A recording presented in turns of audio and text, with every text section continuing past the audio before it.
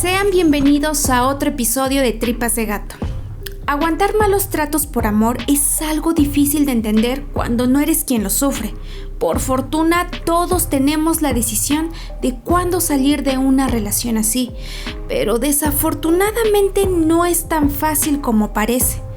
De sobra sabemos que los desenlaces de esas relaciones muchas veces terminan en algo trágico, justo como en el caso de hoy. Este es el caso del caníbal de la resurrección. El contenido de este podcast está basado en investigaciones públicas. Los datos que aquí se presentan pueden ser encontrados en carpetas de investigación o en bibliografía de libre acceso. Nunca se presentarán datos que vulneren a las víctimas. Todo sucedió en Puebla, en la Junta Auxiliar de la Resurrección. Ahí vivía Montserrat, una mujer que a sus 38 años había formado una familia con 5 hijos. A pesar de los malos momentos, ella siempre estaba feliz. Incluso todas la recuerdan como una mujer empática, que le gustaba ayudar con lo que pudiera. Pero lo que más destacaba en su personalidad eran las ganas de salir adelante, principalmente por sus hijos, pues a pesar de que tenían padre, este no vivía con ellos y no daba manutención. Fue así como en 2021 logró entrar a trabajar en el área de limpieza de una construcción. Por otra parte, Montserrat también tenía la ilusión de volverse a enamorar y así sucedió. En dicha construcción trabajaba Álvaro, quien tenía 32 años y se desempeñaba como albañil. En cuanto se conocieron, se llevaron muy bien. Él era un hombre aparentemente agradable, lo cual generaba confianza, por lo que Montserrat comenzó a tener sentimientos por él y esto le fue correspondido. Así llegaron las primeras citas llenas de detalles y amor. Incluso la familia de ella aceptó la relación porque veían en Álvaro a un hombre respetuoso. Los meses avanzaron hasta que por fin Montserrat veía uno de sus sueños cumplirse, al casarse en 2022. Álvaro tenía una casa en obra negra en la cual se fueron a vivir. Ella pensaba en que todo estaría bien a pesar de que en el noviazgo había notado ciertas actitudes cuestionables. Confió plenamente en su amor. Cuando llegaron a la casa, Montserrat notó que sus vecinos eran los padres de Álvaro y sobre todo era muy conocido en aquella calle.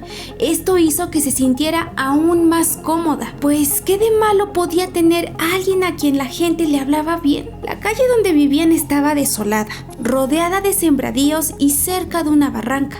Nadie se preocupaba por lo que pasara a su alrededor, así que si llegaban a escuchar gritos o discusiones, nadie se metía. La realidad era muy distinta a eso, pues la decisión de que se fueran a esa casa era porque así Montserrat iba a estar lejos de su familia, para que él pudiera sacar su verdadera personalidad, pues Álvaro era violento, celoso y adicto a sustancias y al alcohol.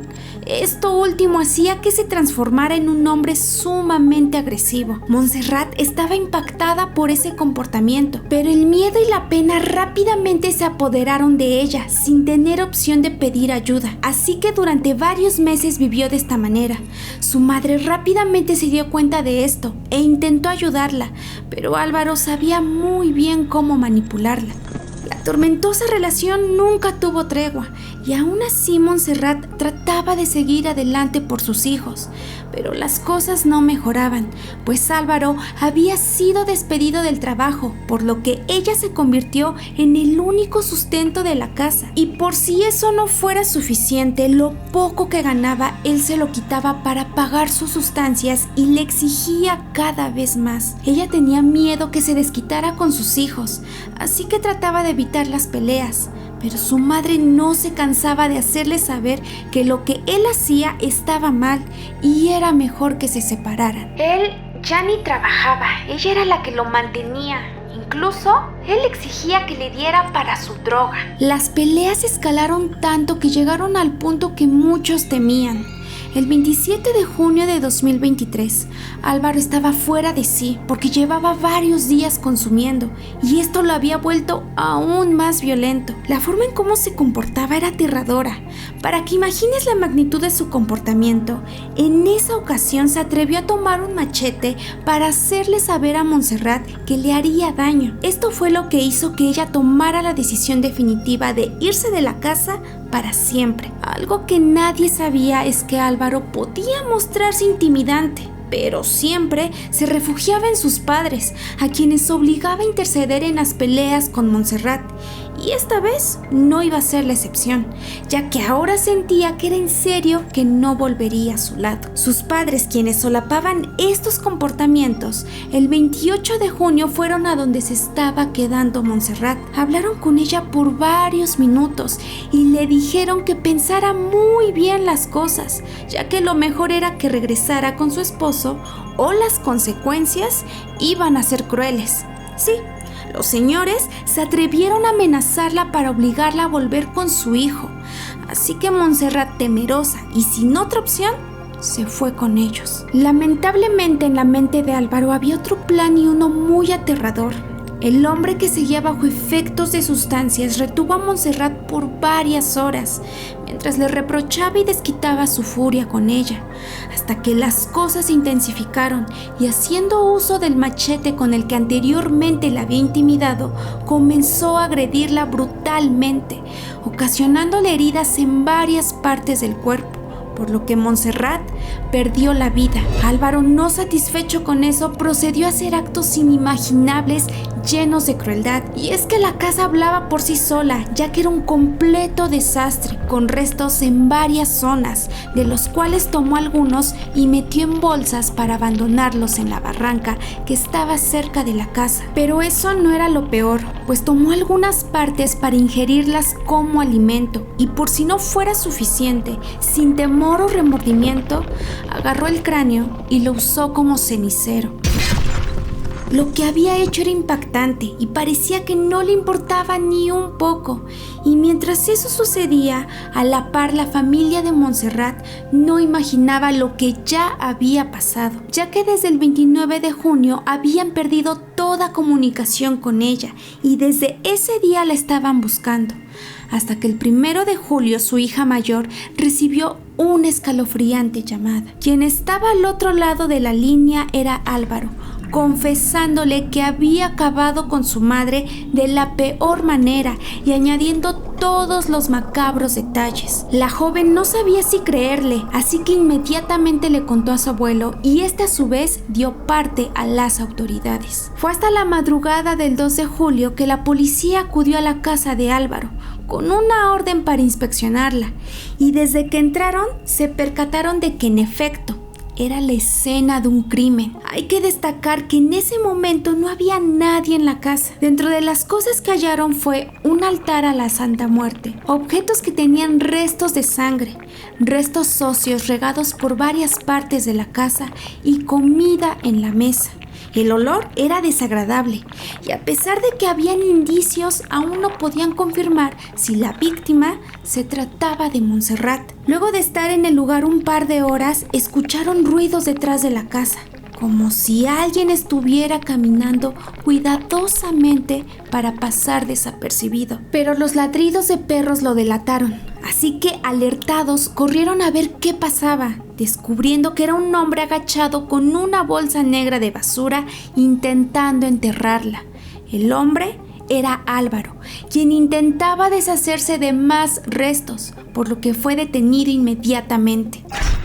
Una vez que lo aseguraron, fue llevado a declarar y sin miedo volvió a confesar el crimen en completa sobriedad, añadiendo que un día antes había escuchado voces que le decían qué hacer y que el diablo y la Santa Muerte se habían hecho presentes para obligarlo a cometer el crimen. De este modo, el 4 de julio fue vinculado a proceso con prisión preventiva por el delito de infracciones a las leyes y reglamentos sobre inhumaciones y exhumaciones. Aún no podían concluir si los restos coincidían con el ADN de la familia, y la fiscalía aclaró que no podían confirmar los presuntos actos de canibalismo hasta hacer las investigaciones. La familia de Montserrat estaba devastada luego de que ese día escucharan de la propia voz de Álvaro lo que había hecho.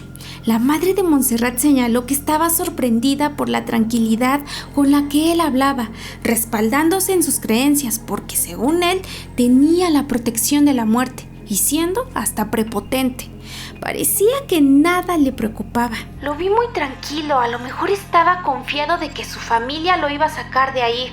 realmente estaba como si no hubiera pasado nada. Por si no fuera demasiado doloroso escuchar sus palabras, terminó su testimonio con que ella no había sufrido nada. Y es que el martirio para la familia apenas comenzaba, pues temían que no hubiera justicia, porque de la casa ya habían arrancado los sellos que la fiscalía había puesto y estaban preocupados porque tal vez querían borrar evidencia, ya que el presidente de la Junta Auxiliar de la Resurrección era familiar de Álvaro y había mandado a gente a intimidarlos, por lo que sospechaban que pudiera haber dinero de por medio para que quedara en libertad. Para agosto, la familia pidió el acceso a los avances del caso, pero esto les fue negado, porque supuestamente seguían investigando y no podían revelar información, haciéndoles una atenta invitación a evitar hablar con los medios para no entorpecer el proceso. O mejor dicho, en todo ese tiempo no habían hecho nada y querían evitar que los expusieran. Fue hasta el 7 de septiembre que en una nueva audiencia, Álvaro fue acusado de feminicidio con un plazo de 3 meses para nuevas investigaciones. Finalmente, los resultados confirmaron que los restos sí eran de Montserrat. Sus hijos y familia solo pedían justicia porque sabían perfectamente que ese hombre era un peligro por sus conductas, ya que incluso las hijas de Montserrat aseguraban que lo atraparon cuando las espiaba. Pero ahora, tristemente, solo debían conformarse a la fuerza con saber que ya estaba detenido, porque el proceso para su sentencia no estaba claro, y por otra parte también tuvieron que esperar para poder velar a Monse, como solían decirle, pues fueron 4 meses para que los restos les fueran entregados de vuelta.